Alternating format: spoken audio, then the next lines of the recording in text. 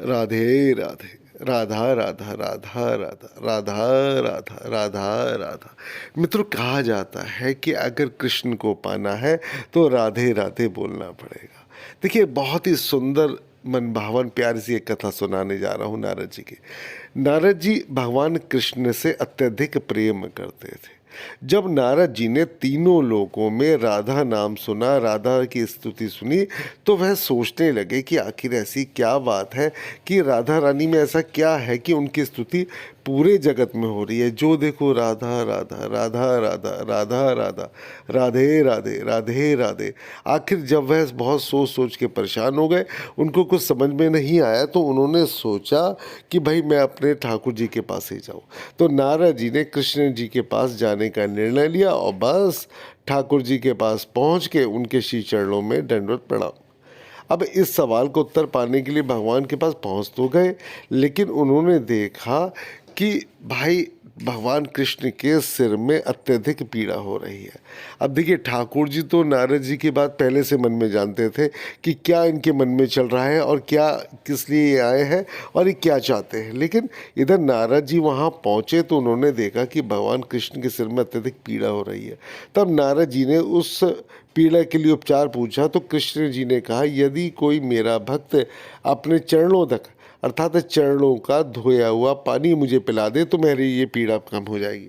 नारद जी ने सोचा कि अगर कोई भक्त अपने भगवान को अपने चरणों तक दिलाएगा तो वह तो नरक में चला जाएगा, और जो स्वयं ब्रह्मांड के स्वामी हैं उनको अपना चरणों तक कौन पिला सकता है। इतना साहस और इतना दुस्साहस तो पूरे ब्रह्मांड में किसी के अंदर भी नहीं है। बड़े परेशान, बहुत परेशान। उसके बाद नारद जी भगवान श्री कृष्ण की पत्नी रुक्मिणी जी के पास पहुँचे। नारद जी ने रुक्मिणी जी को सारी बात बताई कि देखिए ऐसे ऐसे बात है, क्या किया जाए। रुक्मिणी जी ने अपना चरणों तक देने से मना कर दिया, यह कहते हुए कि देव ऋषि, यह तो पूर्ण पाप है, मैं अपना पैरों का चरणों तक उनको दूंगी तो मुझे कितना पाप लगेगा।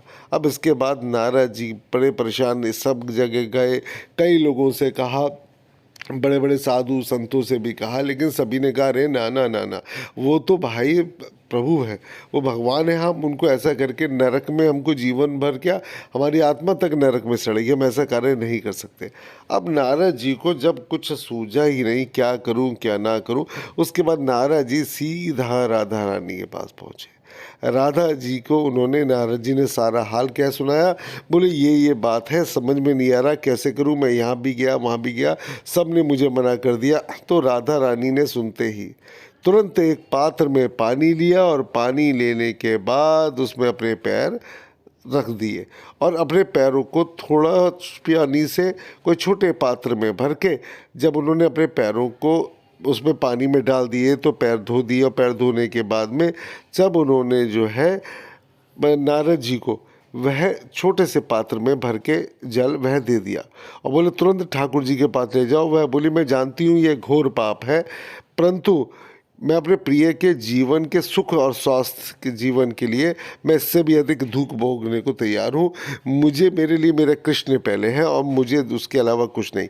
अगर मुझे नरक मिले या जीवन भर मुझे मुक्ति नहीं भी मिलेगी तो भी मैं चलेगा, मुझे मेरे कृष्ण चाहिए। बस यह सुनकर नारद जी सब समझ गए।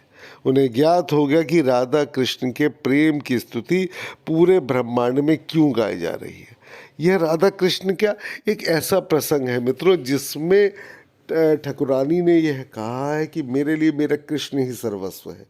तो यह राधा रानी के प्रेम की कथा है मित्रों। भगवान कृष्ण और माँ राधा रानी के ऐसी ऐसी कथाएं हैं जो जनमानस में बिल्कुल भी प्रचलित नहीं है, जो बहुत सारे लोगों को पता नहीं। आपको वह कथा सुनाऊंगा कि आपको लगेगा कि अरे ऐसा भी हुआ था।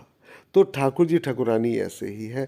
श्री कृष्ण गोविंद हरे मुरारी, हे नाथ नारायण वासुदेवा, हरे कृष्ण कृष्ण कृष्ण हरे हरे, हरे राम राम राम हरे हरे, हरे राम राम राम हरे हरे, हरे कृष्ण कृष्ण कृष्ण हरे हरे, राधे राधे राधे राधे।